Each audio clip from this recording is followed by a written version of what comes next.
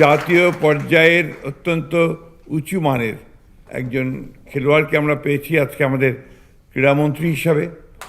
আমি অত্যন্ত আশাবাদী। আমি এখনও মাঠে খেলা দেখতে যাই যখনই সুযোগ পাই। এটা যেহেতু আমি নিজেও মাঠে অনেক সময় বিচরণ করেছি, যারা মাঠে যান তারা বোঝেন যে মাঠ কত প্রিয় হতে পারে। আমাদের অনেক সম্ভাবনা আছে, আমাদের এই ছেলে মেয়েদের মধ্যে প্রচুর সম্ভাবনা আছে। আমরা যদি তাদেরকে ঠিকমতো করে পালন করতে পারি তাহলে আমরা আরও অনেক সম্মাননা আনতে পারবো। এবং ইতিমধ্যে মাননীয় প্রধানমন্ত্রী আমাকে যেটা বললেন যে ইতিমধ্যে যে পরিকল্পনা নেওয়া হয়েছে, একেবারে স্কুল পর্যায় থেকে ট্যালেন্ট হান্ট করে আপনার খেলোয়াড়দিকে তুলে নিয়ে আসা, এটাই হচ্ছে একমাত্র প্রকৃত পথ দেশকে খেলাধুলার ক্ষেত্রে সামনে এগিয়ে যাওয়ার।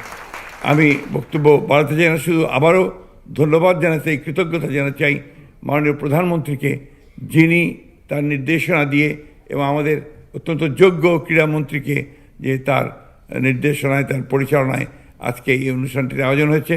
আমি বিশ্বাস করি আগামী দিনগুলোতে আমরা ক্রীড়াক্ষেত্রে সাফল্যের পরে সাফল্য অর্জন করতে থাকবো। ধন্যবাদ সবাইকে।